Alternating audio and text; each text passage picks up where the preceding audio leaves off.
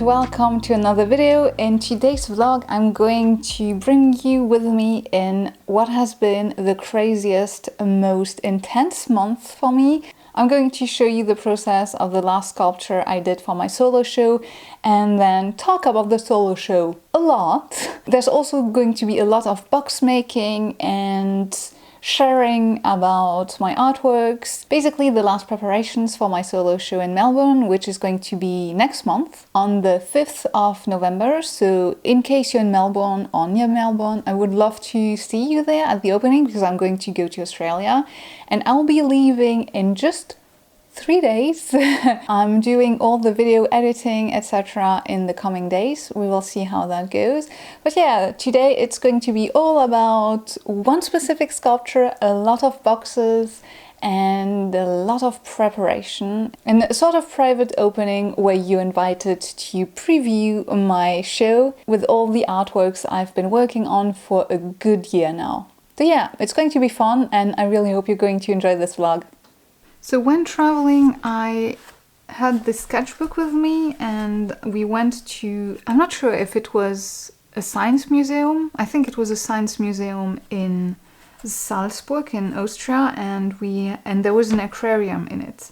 And I saw this particular fish here and I shot a picture of it, and then later on I decided to paint it. And then since I'm going to have a show in Australia and I'm going to go there actually, and also I'm going to go see the coral reef, the Great Barrier, I thought it would make sense to make something coral reef related. And I googled online to see what type of fishes are in coral reefs, and these are angel fishes and butterfly fishes.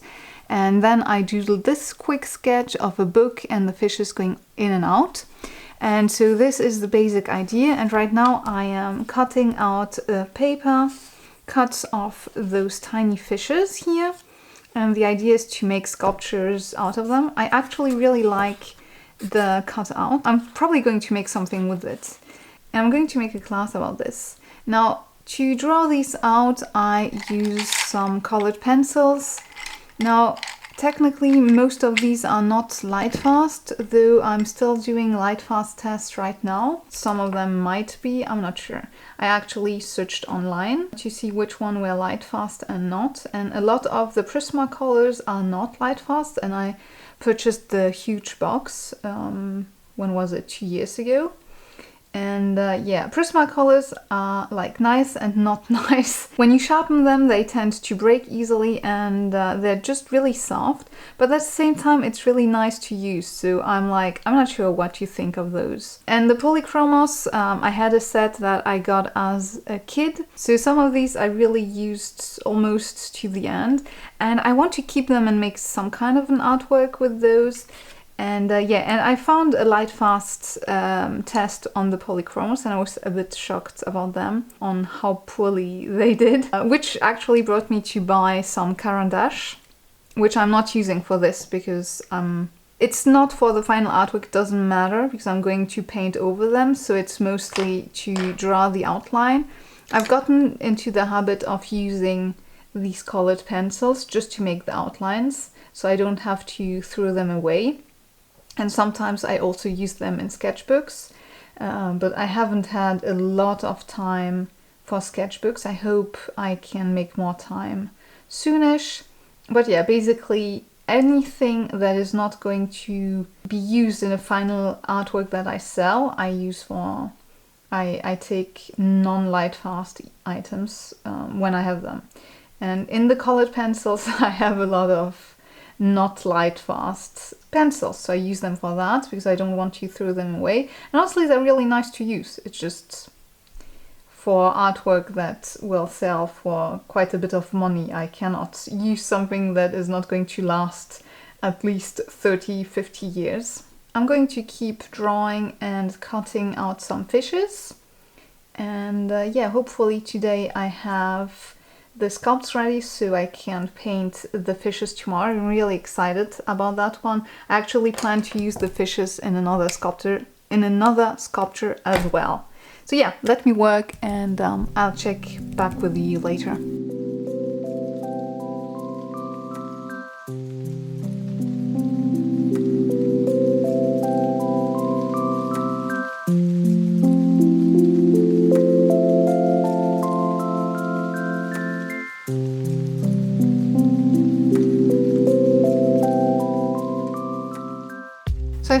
finished to sculpt all the fishes, and I also recorded it for the class I'm going to teach on Skillshare.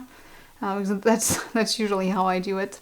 I have an idea, I do it, and then I just proceed to film and then make a class out of it. That's a lot easier for me that way. And it's been a struggle to make all of these. Now, of course, I always tend to make like 1,000, so this should be enough for 3 sculptures, I hope. Though, I mean, I can always make more if needed. And now is going to be the fun part, which is the painting. But I'm a bit hesitant on the colors, so usually I just dive in and, you know, go in and color and then I adjust if needed. But I don't really have the time for that. So, and I am afraid of ruining these because it's paper and clay, and so I don't think having too many layers of paint is going to do all that well. So I'm just going to go back to my sketching book and and paint a bunch of fishes and patterns, and then try to see up front what I want before actually working on the sculpture. So as you can see, I'm being really professional for this one, which I'm never am. Usually I just go for it. But as I said, I don't really have the time. We're the 7th of September. I'm leaving for Australia in a little over a month, and I have a few sculptures left to finish for the solo show and some other sculptures to finish for group shows. So I don't really have time to waste on being unsure. So yeah, sketchbook it is. So I finished the fishes. I did the sculpting and the painting. I actually have a class on those on Skillshare if you're interested. And now I'm going to add them to the book one by one. And first I'm just going to place them so I can be sure that I like the composition. And once I'm happy, then I'm going to actually attach them to the book. So this is how I usually work. I first try, and then once I'm happy, I actually attach things. What I do takes a lot of time, so I want to be sure of my choices, and I don't want to start attaching things and then realize it's not completely what I wanted, because once it's attached, you cannot salvage it quite as well. And here I simply wanted to do a rainbow of fishes that swim in and out. And this specific sculpture is going to be shown at my upcoming solo show in Melbourne in the Beinhardt or Bean Art. I'm not actually sure how you pronounce it, so I will have to ask them. So I feel like I've been mispronouncing it for my whole life so far, so yeah, I have to ask them. I had a lot of fun doing these fishes. It was very enjoyable for me. I really liked painting them. The sculpting process itself, I didn't enjoy it quite that much, but I think it's mostly because I did a lot of fish sculptures for other projects. I actually made fishes for 3 sculptures. I'm actually going to make more fishes for another 4th sculpture. And yeah, so this might seem weird to do like the same concept on many sculptures, but it actually saves a lot of time because then you kind of explore one idea on different objects, and that way you can do something that is good, technically looking good, and then you fill up everything you have to do for different exhibitions. So this is kind of like the idea of the fishes here. And yeah, I think I like it that way. And I'm just going to attach it with some clay. I'm not even sure which one yet. Probably going to go for cold porcelain to attach the fishes to the book, and then I will have to add coral over the rest. So yeah, I'm going to work on that, and I'll find you later once this is a little bit more complete. So in a nutshell, what I did with this sculpture is, after making all the fishes and adding the fishes one by one to the book, I then decided to create a coral reef onto the book, and I used epoxy clay for that, so that's the grey clay. Now, I have a bit of a love-hate relationship with epoxy clay. I generally do not recommend it for beginners because it's quite toxic. the smell is quite strong. Ideally, you want to wear a mask, or at the very least work in a very well ventilated room. You also want to wear gloves at all times because it can irritate your skin quite badly and you can develop allergic reactions to it. So yeah, it's not a great clay, but at the same time it's super practical because it's at the same time it's a modeling clay and it's a glue, so you can easily stick it onto whatever object you're working on and then sculpt it into something that you like. And this is the main reason why I still use it. And I also like it because despite the toxicity and price as well, it's pretty expensive, it accepts paints wonderfully. It really is easy to paint on it, and I've really developed a liking and an actual love of painting my sculptures in recent years. So if you've been following my work for a bit longer, I used to work with polymer clay, and so I would work in colors from the start and use colored clay in my work because colors have always been very important to me. But now I really have discovered painting my sculptures, and so I prefer clays that accept paint more easily, and I also think it's much more easier to paint once you finish with the sculpting. But I think just my style has developed and evolved, and so it just fits better with what I'm currently trying to make and replicate and do. And yeah, I really love to work in gradients, as you can see on this coral reef, and so painting afterwards is kind of easier for me.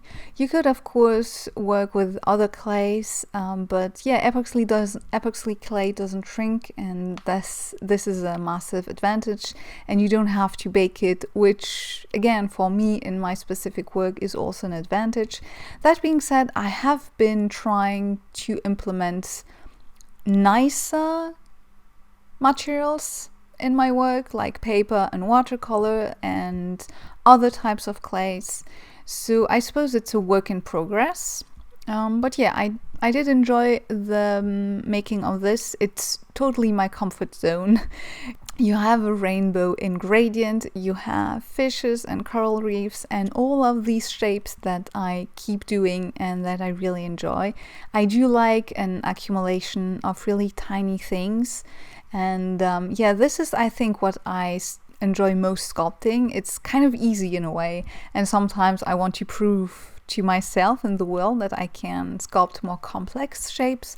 But I do kind of like to play with shapes that are almost abstract in their simplicity. And yeah, I really enjoy that.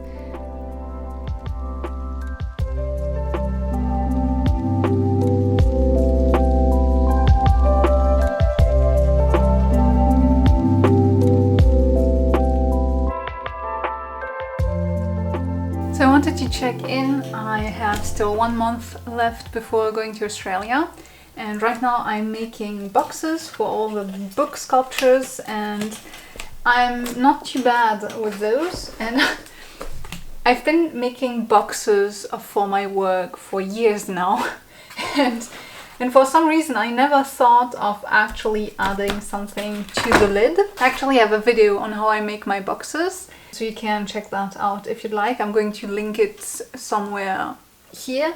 And in any case, so these book sculptures are pretty easy to pack because it's flat, so you can lay it flat down. I just added here some cardboard, so you really want it not to move, and then you don't want it to move in that direction.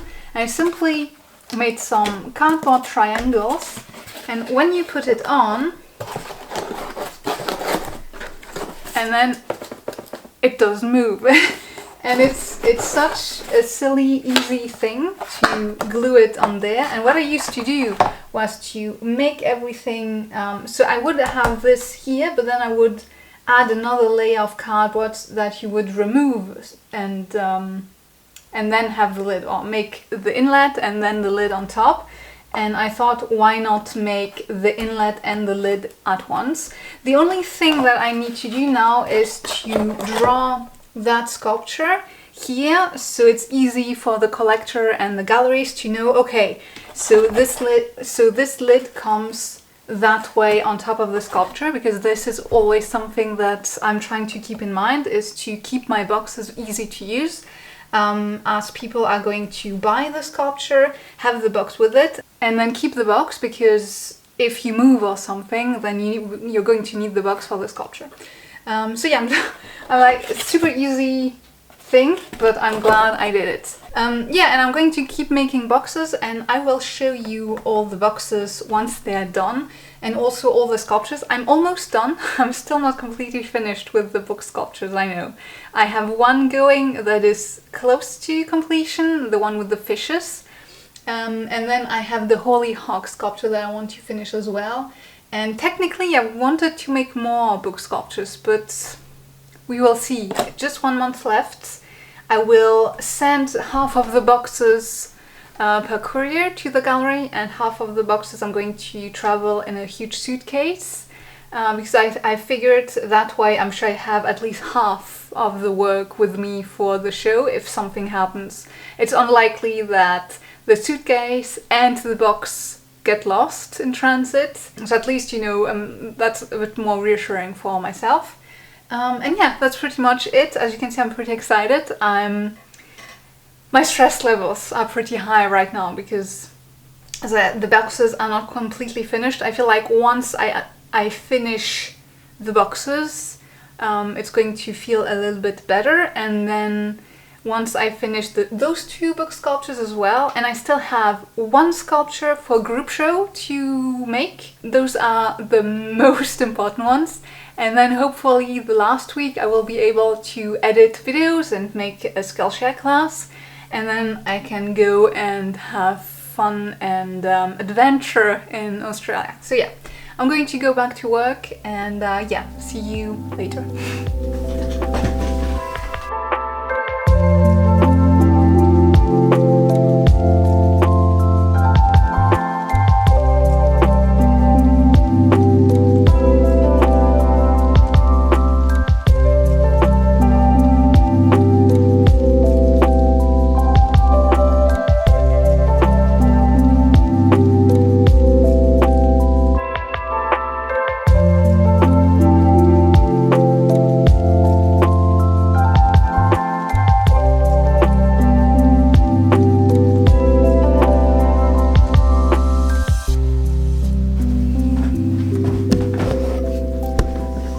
So I finally finished all the boxes for my artworks. So these are 10 pieces, and they're going to be shown in Melbourne in a little less than a month.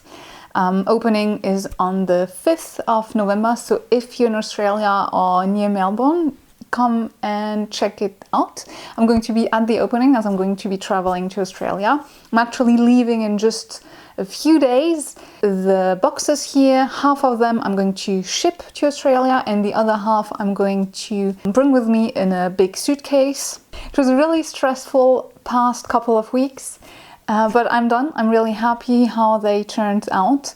They're all very different. Everyone has a specific drawing, and every box has the title and the year of creation and my signature. Each box is made specifically for each sculpture, and as usual it's only reclaimed cardboard. And yeah, I'm really excited about going to Australia. I'm really excited about the show. It was super stressful. I'm kind of at the end of my energy. My adrenaline went up and down and up and down. I actually made a sort of faux opening, faux vernissage for my friends, and I did it twice because the first date that I picked, some of them could not come. So I did it 2 Saturdays in a row just to show my work to my friends, because they never really get to see my finished artworks because usually I just ship it. But I thought, this is a solo show, I would like to share my work with my closest friends. So that was fun. It was an interesting last weeks,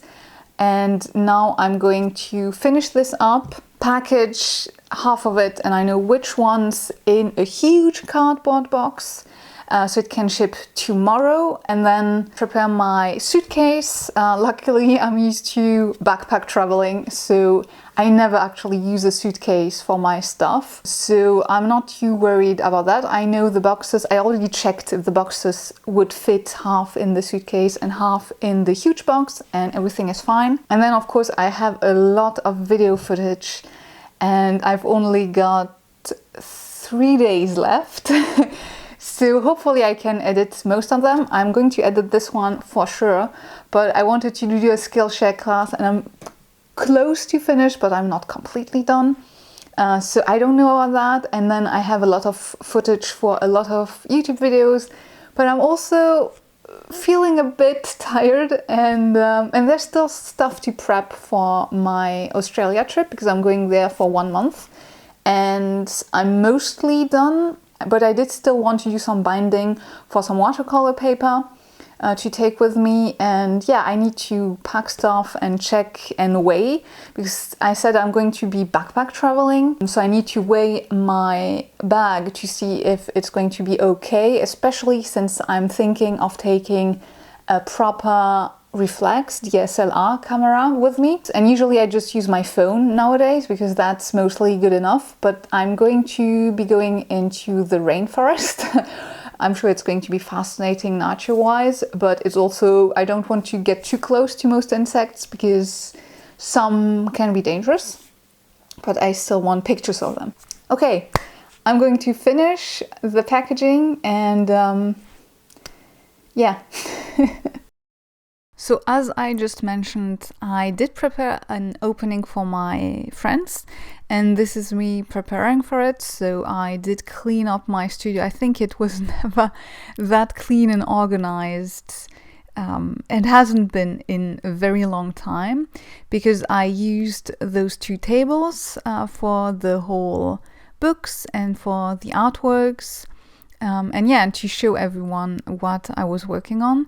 So the only thing is, I actually did 2 openings, as I said, on 2 consecutive Saturdays, and here you're seeing the whole show, and it's just the books.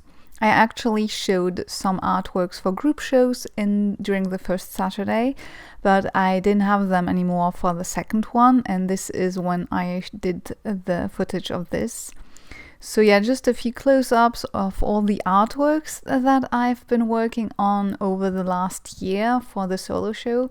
I'm really happy with how they turned out. I think I really tried to do my best for each artwork, and I really tried to push myself to complete each of these. And as a result, I do like every artwork that I did. I might not anymore in the coming years. You never know how you feel about your artwork later on. But yeah, for now, I'm really pleased. I'm very excited about the solo show. It's going to be one of my first proper solo shows in terms of my current artwork. I did 2 solo shows in the past, but it was not quite there yet, if that makes sense. I think I wasn't quite ready as an artist. So this piece here, I haven't finished, and this one either. So these were like bonus artworks, but I don't think I'm going to be able to finish them. And the old books here, I didn't glue them because they're really old and I felt bad about it. So they're just naturally stacked, and this is kind of fun because it's interactive. And this is my last piece that you saw me work in today's video. And yeah, that's my show. Thank you so much for watching. Thank you for joining me in this journey. If you're in Australia or in Melbourne, please come to the gallery. If you've never been to art galleries and are afraid of something like that, it's just like a museum, just it's private, so you don't have to buy artworks to go into an art gallery. That's not the point of it. And I really think that seeing art in real is so much better than seeing pictures of it or even videos. So yeah, so if you're in Australia, please come. And yeah, thank you so much for watching, and I hope you enjoyed this video and this vlog. And yeah, I hope to see you in my next one. Bye!